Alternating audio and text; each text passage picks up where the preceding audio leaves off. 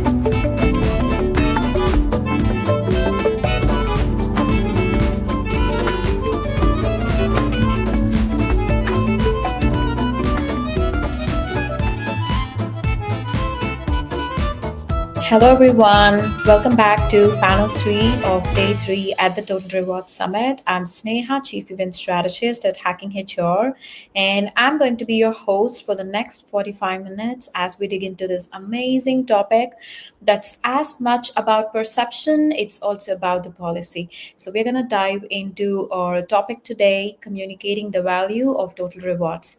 So, here's the thing, you can have the most competitive compensation packages, the most thoughtful benefits, and an incredible reward structure if you agree with that. But if employees don't understand or feel the value of it, you've already lost half the battle.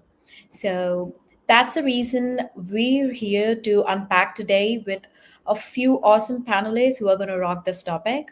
And a very quick question for all of you in the chat. What's one non monetary refund you personally value the most at work? So, is that a time off, flexibility, learning opportunities, or a recognition? Drop it in the chat. We'd love to see what matters the most to you and what do we all have in common. And before we dive in, a very quick heads up, Hacking HR is coming to San Diego.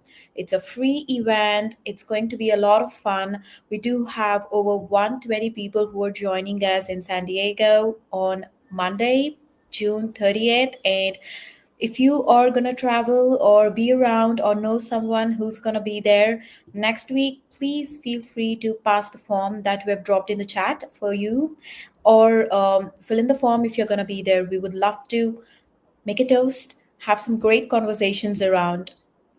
And now let's meet our amazing voices joining us for this session.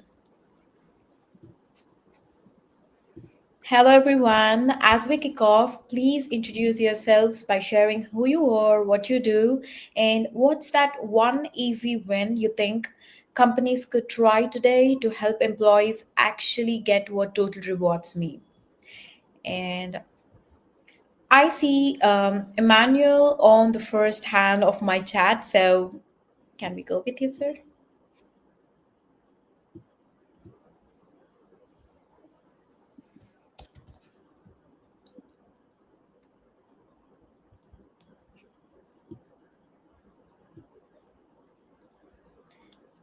I think Okay, so let me Emmanuel. go then.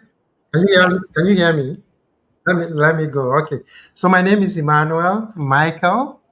I'm joining all the way from Nigeria. I'm currently the director of HR at Eco Hotels and Suites, and I'm also the chair of the HRCI Certification Council in the US. So I volunteer for HRCI. When we talk about total rewards, most people think only of salary and bonuses. But the truth is the total rewards is the full story of how an organization values its people through compensation, yes, but also through benefits, growth opportunities, recognitions, well-being, and a sense of purpose. The challenge is not just in offering these rewards, it is in making sure employees truly understand and feel the value behind them. And that is where communication becomes very strategic and not just informational. So I'll be sharing how examples of how I used communication to be able to share the value of total rewards, which has helped the organizations where I worked in the past uh, begin to retain and engage their employees. So that's a brief from me. Thank you very much. Thank you very much for sharing with us. And Linda, Hi, everyone. Thank you, Sneha, for hosting today. So I'm Linda. I am checking and logging in from the land of dairy, cheese, and beer, Wisconsin, the US. And I design people experiences, and I love these panels because it really challenges companies to kind of integrate more thoughtfulness and kind of understand their experiences that they're kind of implementing to the employees. And so for me, an easy win to take away from today is to run a test pilot with you as the tester, you as in the founder, the leadership team, and really look at your rewards programs through the lens of your teams. And so I'm excited to dive more into that, but thank you all today. I'm excited. thank you, Linda. That's amazing. And can we go with Siobhan? Hi, thank you. My name is Siobhan O'Byrne. I am the HR and DEI program manager at MFAL Strategies. We're a BC-based consulting company that helps companies make their HR and DEI programs more human. I'm excited to join this group today to talk about communicating total rewards, largely to, I think one of the biggest things for me is transparency, as I have seen so many companies try to communicate their total rewards programs, but they don't bring their employees truly along for that journey from start to finish, providing that clear transparency for like, why are they making the decisions? Why might somebody have different benefits in one location versus another? And so I would say like my number one takeaway for this group will be just like transparency, transparency, transparency. Thank you, Siobhan. Welcome to the panel. And we've got Kim. Welcome to the panel, Kim. Hi, good morning. I am calling in from Sacramento, California, and I have an extensive HR career. Currently, I lead the talent or the people operations for an organization called Wellness Together.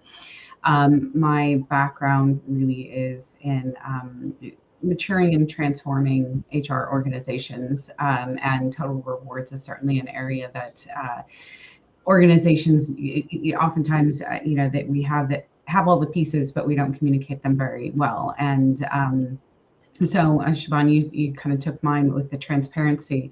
I think that's one of the that's one of the misses that we often do. You might put all this thought and effort into whatever the package is that you have, whether it's really great insurance coverage, that kind of thing, or it's really great parental leave, or any of these things are all a combination of all of them. You're into total value proposition for employees. How are you communicating that and branding yourself? So understanding what goes into your total rewards, it's far beyond just compensation, and how that benefits and supports your employee base.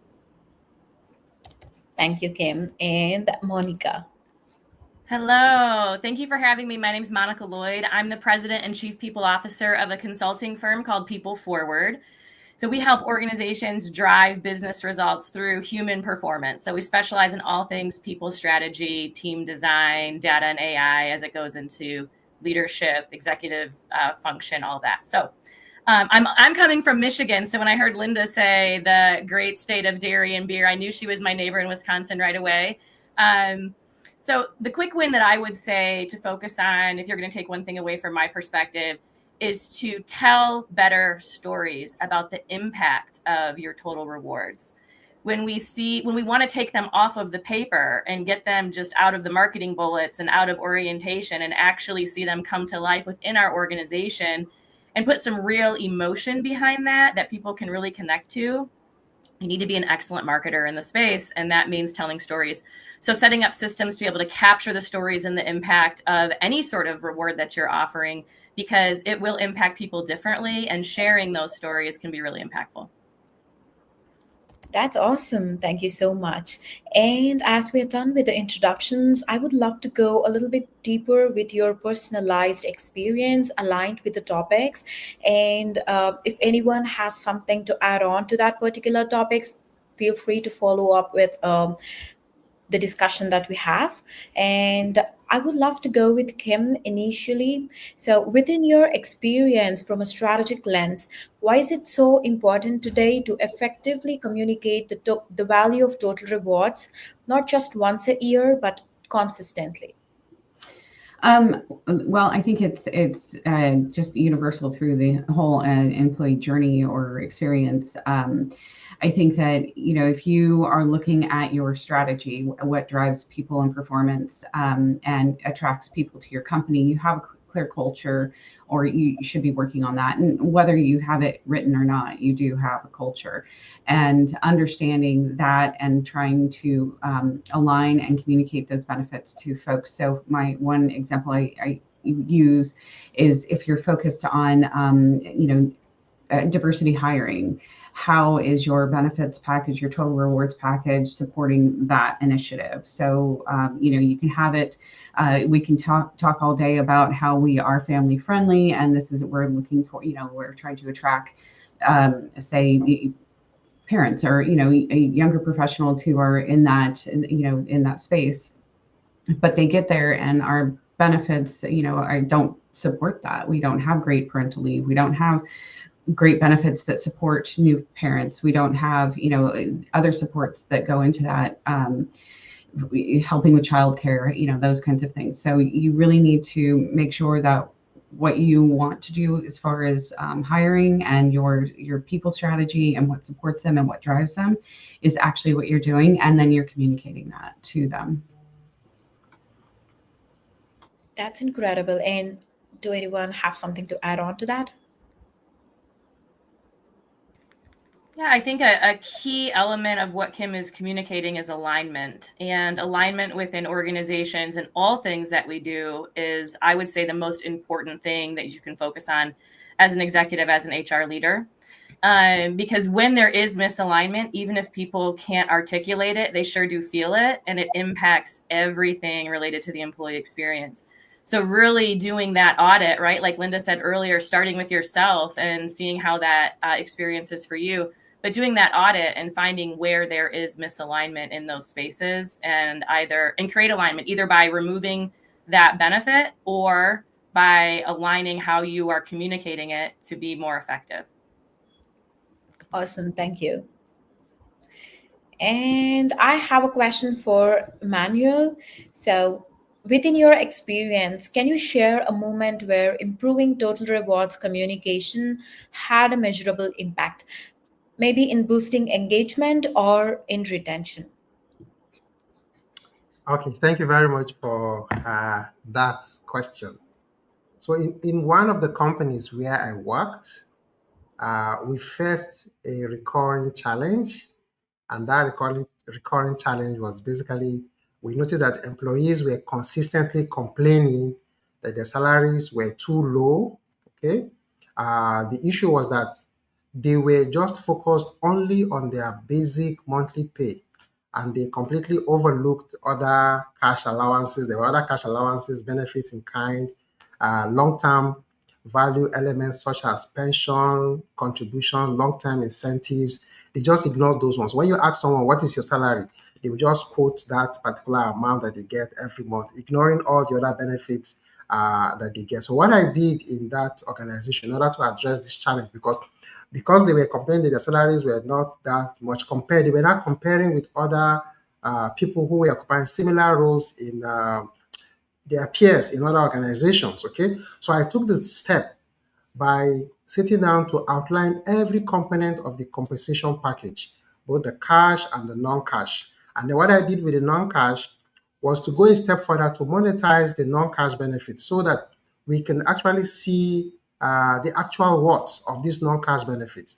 And in the course of doing that, one key insight that stood out, even for me, because I didn't even know that that was what was happening, was that our pension scheme, okay, uh, due to the way we structured the contribution, I then discovered that our employees ended up with pension balances that were 3 times higher than their peers in similar roles with the same pay elsewhere in the industry. So when I discovered this, I put everything together, packaged it into a very clear PowerPoint presentation.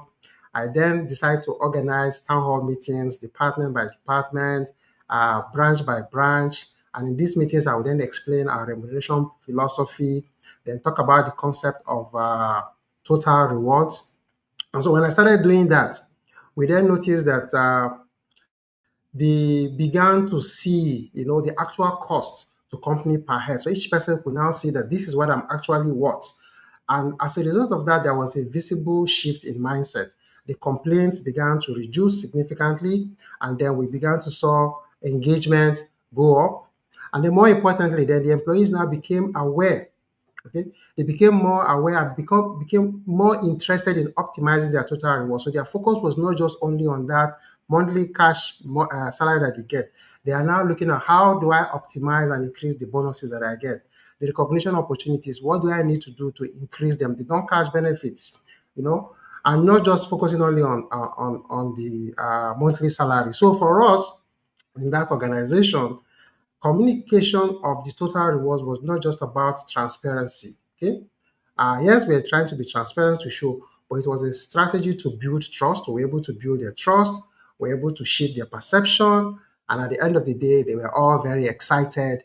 And that became something that they could beat their chest to tell their peers, okay, you and I are earning the same salary. But when I look at my pension fund account, I can see that I have 3 times more balance than what you currently have.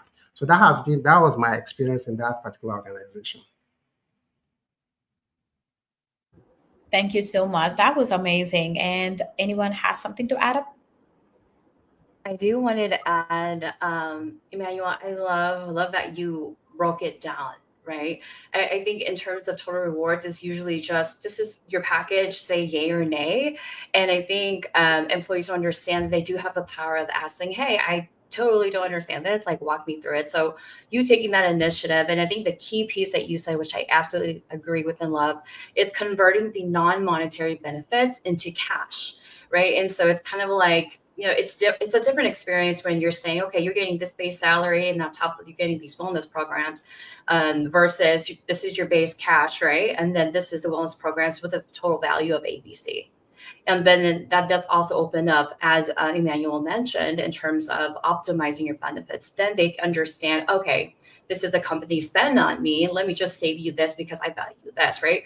It becomes a very collaborative thing, and which is absolutely beautiful. Awesome points. Awesome. As we have you on the screen, Linda, why not we go out with a question for you? So, how do you ensure that total rewards messages resonate across employee groups, especially during periods of uncertainty or organizational change? Yeah, so Kim made an awesome statement earlier in terms of culture, right? And what I want to say about benefits is very similar. It works the same. Culture happens regardless of whether you attend it to or not. The same thing with benefits comprehension and perception, right? So it works in that same exact way. So you have to be very, very intentional about it. My first point here is the thoughtfulness, the beautiful kind of back end designing piece needs to be shown to the employees. A part of the benefits kind of buy-in is that employees want to be seen and heard, right? By the time that you implement a total rewards program, the best practice to have is that you've already implemented a survey. You're working off of data. That's where to start, right? That's my main recommendation because without it, it kind of feels like, okay, leadership just did a quick AI search of what's trending and benefits, and then boom, they implemented it. Then it's very transactional. So when you meet folks where, okay, you know what, you guys said that you wanted this wellness program, or hey, you wanted more time off with the kids.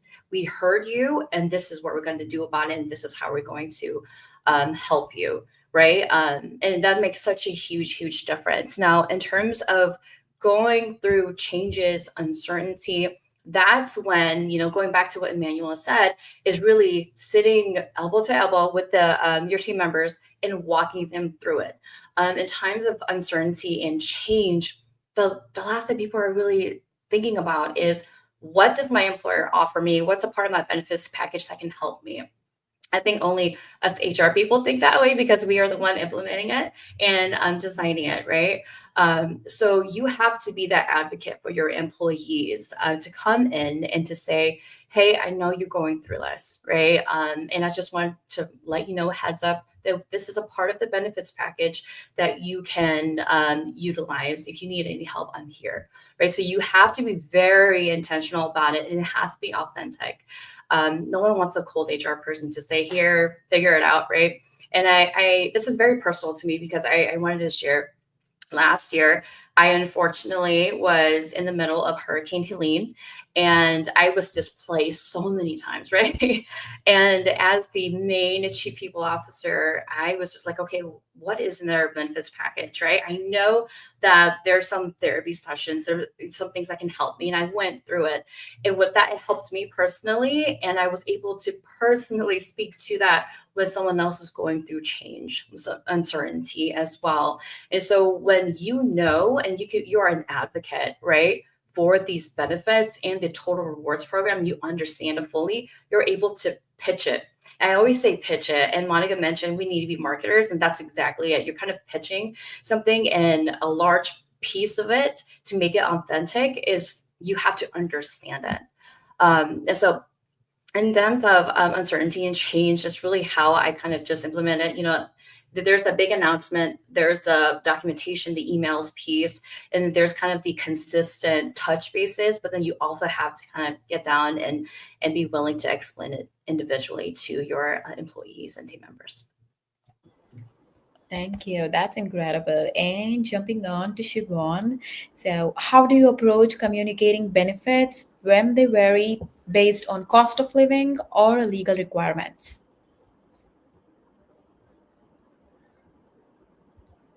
Siobhan, you're mute. It was bound to happen once. Thank you so much for that. Thank you for kind of asking this. I think especially in this time of global mobility, and like the focus of this summit is when we work with companies that are multinational or even just multi-regional across within a single country, is we face a lot of challenges of like the cost of living, different legal requirements. And those are often changing. Here in Canada, we often have like new legislation coming out every year that changes what our total compensation can and must look like in some cases. For example, during COVID, almost every single province in Canada rolled out different sick leave policies that stayed. They still exist. Lots of employers that we've worked with express frustration over them sticking around, but it does change kind of how we approach total rewards. And so I think when we're faced with these changes and these differences, it's incredibly important to really lean into that transparency and to that authenticity that Linda spoke to. One of the companies I worked with was a huge multinational company. They're dealing with total rewards across almost every country in the world. My role specifically was focused on their Canadian and US employees.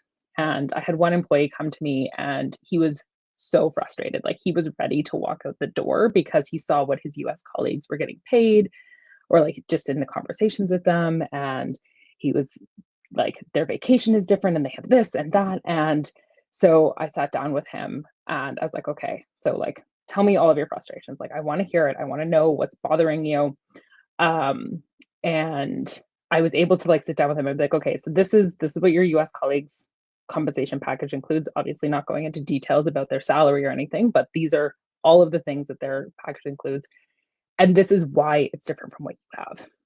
Canada and the US have very different laws. We have very different parental policies that come from our federal governments. We have very different provincial policies that come from our provincial governments, and different benefits that come, whether they come from our company or from our governments, are vastly different. And so we have to support our employees in different ways. Our Canadian employees don't have to pay anything for their benefits. They just have they have their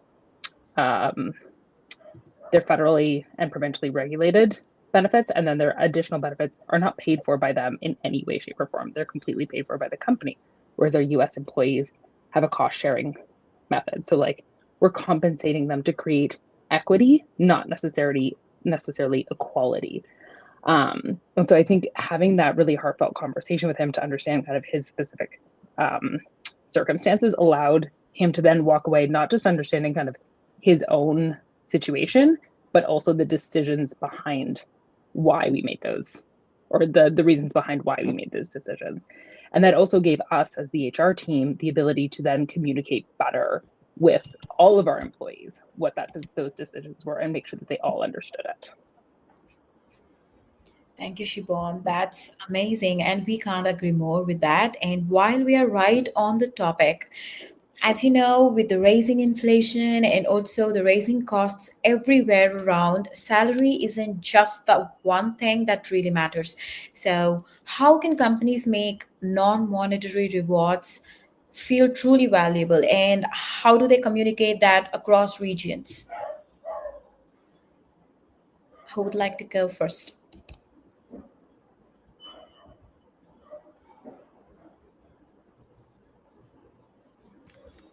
I will.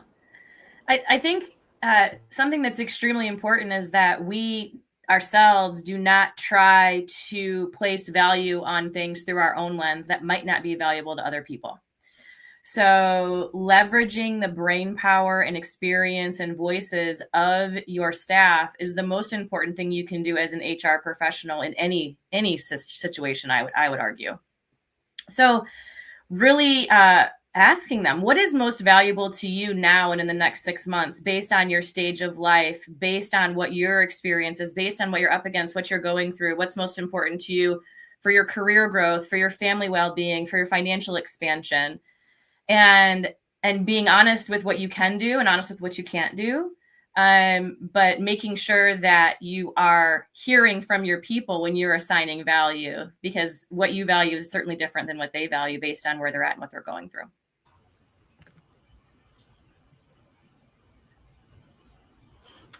Yeah, I can kind of add on to that. If so, I think that we've talked about transparency and understanding it and really trying to tailor to our employees. I think that it's important that we do understand what is important. So if we are able to, we can't keep up with the cost, the inflation, nor do we take away when inflation is low, but that's a different topic.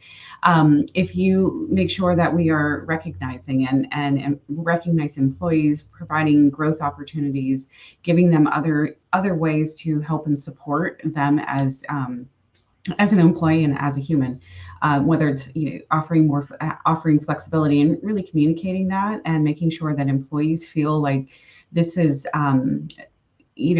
similar to what Siobhan was saying, and I've definitely had that same topic come up when we have pay transparency here and people see things and they get a little upset.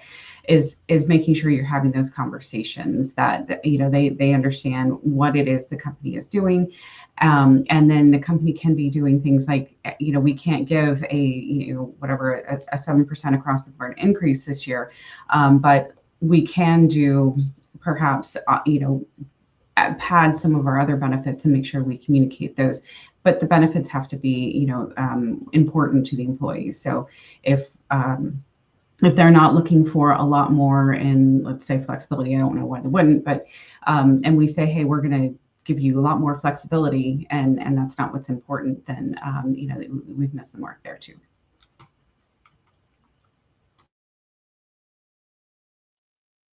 To add to that, on the note of transparency, I've been fortunate enough to have very honest employees and to work with very honest employees. And the main question I have is, Linda, real talk, is this just an excuse for a lower salary, right? So understand, like I've been told that so many times, that's kind of where I start, right? The average employee will look at the cash and will say, okay, what exactly is in this benefits package that's making me get paid this much? I think it's lower, right? So when it comes to actual cash compensation, that conversation, I'm all about transparency in terms of, here's the doc, we thought about it. We thought about you. Read it. Let me know you had any questions, right? And then on the non-monetary aspect of it, as mentioned earlier with Emmanuel, is just converting that and speaking in terms of cash. When you do that, they take a step back and really look at it and just say, oh gosh, this employer is willing to spend this much on me. This is my salary, but this on me. On top of that, we have software now that's able to pinpoint exactly what percentage of the total rewards is cash, is non-cash, and able to break that down. So making our lives as HR and people operations a little easier in terms of kind of showcasing that transparency to employees. Awesome. Thank you so much for those insights. That's incredible. And that actually leads us right into the next question. So, what do employees actually value most when it comes to total rewards? And how have those priorities shifted in the recent years that you see within your experience? I can start with that one. So I think that we've talked about this a lot. I think Linda, Kim, and Monica have all kind of mentioned the importance of kind of talking to employees throughout this process and understanding kind of what it is they value from them, and not just guessing it, starting with yourself and doing surveys to really understand what is valuable. And I think it's important to do that regularly. Like, we can't just do it once and be done. I think especially now with how quickly the world is changing and how often we are dealing with another world crisis, we need to ask employees frequently what they want and what they value. And one of the biggest changes I've seen since the pandemic is just that strive for stability. Employees really want to feel confident and stable in their workplace. And when they don't feel that, that's when they leave. I can speak for myself, as like, that's when I left my last company, is I felt unstable there. And I think that comes, and this is part of total rewards that I don't think we've touched on yet, is it's not just about benefits and rewards and the things that we walk away with, but it is actually also about the culture of a company. Being able to trust your colleagues, being able to trust your manager, being able to come to work every day feeling happy and healthy is as much a part of your total compensation package as your base salary. And that really contributes to your feeling of stability and being able to go to work and not be worried, not be concerned, and know that you, like, your manager has your back. Like, if you make a mistake, sometimes, like, some managers I've had in the past, like, will one mistake, whether it's a typo or I can't think of something, a bigger example right now, but we'll get really mad about that. Whereas other managers will be like, we make mistakes, we learn from them, and we move on. And even that type of kind of culture can really contribute to that that package for an employee. Siobhan, I like what you said, as far as kind of making sure that we're communicating the value and, tailoring that. I think culture really comes into that as well. So when you're looking at your culture, I've worked in a variety of different organizations, certainly had the boss that didn't like the typo, but then I am much more we'll learn together and we'll get through it. And you get a lot more from your employees that way. But if you work for a company who is stable and maybe they're also growth is it takes a little bit longer to grow and develop and you move up in your career, that might be great for some people. And then there's other places where I come from, private equity and technology companies, and it's fast and everything changes and moves. So if you have somebody who's looking for that stability and you put them in this where we're, if things are changing around and we're doing this and doing that, and especially in private equity or something like that, where you're making all kinds of different changes all at the same time, that's not the right place for those people. So I think that total rewards is certainly packages and flexibility and cash compensation and benefits. But I think the non-tangible ones is the culture and psychological safety. And if I'm in a fast pace, I want that development, and we need to make sure that what we're selling to the employee is what is, inside, and I think that that's really important that we communicate that, and we're aware of the culture and how that the right candidate fits in. And I don't mean they're a culture fit. I mean, if they're looking for growth and development and fast pace, this is the place. If they're looking for, they've had maybe a couple of places that didn't feel stable and they're really looking for that stability to kind of get things back in place for themselves, they may not feel comfortable in that really fast-paced hustle culture. Yeah, I think to add to that, and Kim, I love what you're saying, because what I hear you saying is a tailored experience. And I think that is extremely important. I think a big shift is that people want it personalized, right? Tuition reimbursement doesn't matter to me. Parental leave doesn't matter to me, right? I mean, I'm through that stage in my life, but there's different things that do matter to me. And so being able to tailor it, I think, is really important. Everything is tailored to us as individuals through all the algorithms that we interact with all day long. And so how do we tailor some of that for our people and communicate how we tailor it? And I think from a systems perspective, from the organizational side, a shift that's happening is that managers are key communicators in the benefits and total reward space.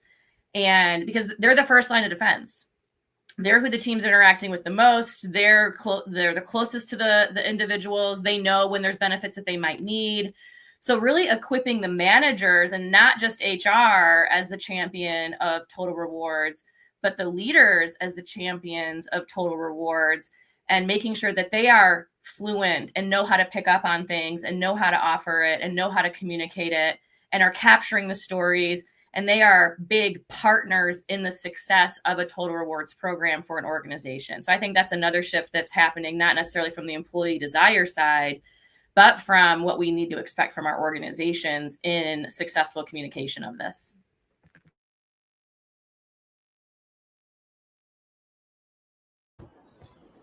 Awesome. Thank you so much. And I see Emmanuel has unmuted, so I think you have something to add on.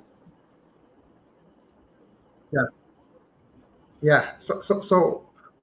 Yeah. What I want to add is to say, just like the last speaker, when communicating the value of total rewards, is not just a narrative owned by HR. So HR does not just own total rewards narrative alone. It must be a shared story built with the finance team or the finance department, as well as the marketing department, right?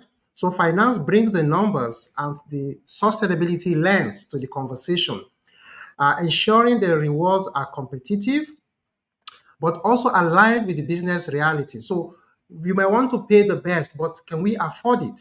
So this is a question that finance will help us to answer. And then marketing, on the other hand, help us to shape the message. What sort of message do we want to pass? Okay. So marketing, they understand how to communicate value clearly and persuasively. So they will help us shape that particular message. Just like when I talked about my experience where I had to put all these things together and then began the town hall meeting. So there was involvement from finance, involvement from marketing. So in my experience, when HR works closely with finance, we can present not just what employees are being paid, but we can also show why. Why are we paying what we are paying? Okay, the strategy behind it. Then with marketing support, we can craft the right language, okay, the right visuals and the channels to communicate this message. Total rewards for me, in a way, total rewards in a way that resonates emotionally and intellectually with the employee. So together, these three departments coming together can create a compelling narrative that positions total rewards not just as an expense, but as an investment, one that supports both the employees' growth and also the organizational success. And to add one more point, I also want to say that one thing that organizations must stop doing is assuming that employees automatically understand the value of their total rewards, especially when when communication is limited to just generic emails or policy documents. One thing they must start doing as an organization is the organization needs to begin to communicate total reward as an experience, okay, not just a package. This means using storytelling, personalization, and ongoing dialogue to help the employees see how their benefits connect to their well-being, connect to their growth, and connect to their future in the organization. Okay, so when we stop as an organization, when we stop informing and start engaging, Total Rewards becomes a retention tool, not just a payroll line. Thank you so much for sharing that with us. I would love for this panel to go on for another hour, as we do have a lot of different topics that we need to cover. But as we're at time, I would love to wrap this up with a very quick lightning round, just a sentence or two from each of you on what's one thing organizations should stop doing and one thing they must start doing to communicate total rewards more effectively. So let's go with the clockwise. Yeah, anyone can go first.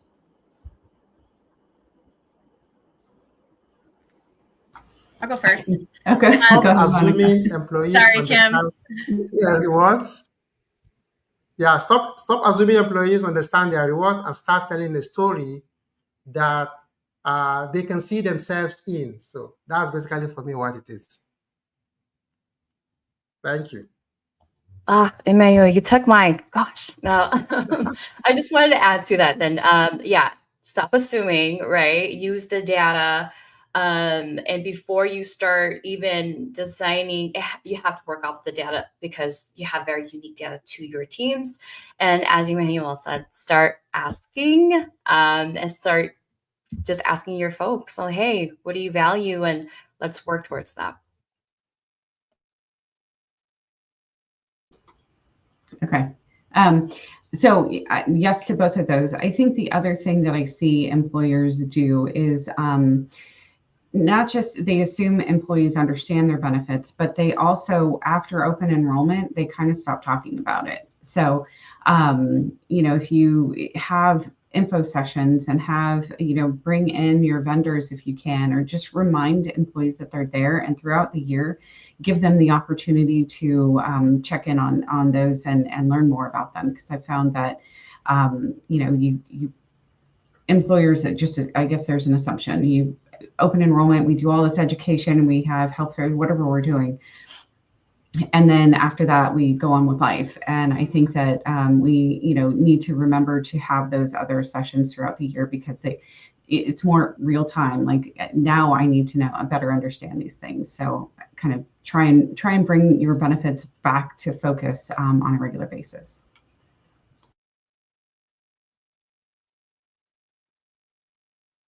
And Monica, do you have something to say? Sure. Yeah. Sorry. I saw Siobhan off mute, so I didn't know if she was going to have something to add. Yes, I would say for employers to stop just keeping it on paper and communicating it once a year, like many people said. The little trick that I would add for start is start paying attention to what your competitors are doing and start selling against them. They are selling their benefits to your staff members all day long because the competition for talent is getting stronger and stronger and stronger.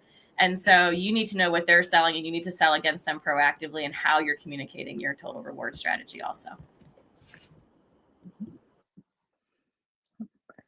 I love what everybody has said. I think to just add to that, the other piece would be, I don't really have another stop. I think we've covered a lot of the stops that came to mind, but to add something to start is to look at total compensation and total rewards. Don't just focus on the things that you can put a dollar value on.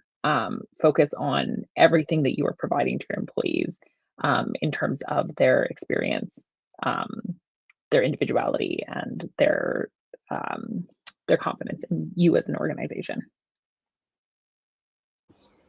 Thank you so much. Thank you all for your insights, your stories, and also for speaking it up honestly with all the topics. And to our fantastic audience, thank you all for being here, for dropping your thoughts in the chat. And there are a lot of motivating perspectives from our audience to our panelists. If you'd have some time, post the panel to check it out, and for continuing to rethink what it really means to reward people in a way that really resonates. And for our audience, I hope you're all walking away with new ways to not just build total rewards, but also to communicate them in ways you people actually feel. So please stay tuned. We'll see you in the next session in a couple of minutes. Until then, take care and stay hydrated. See you soon.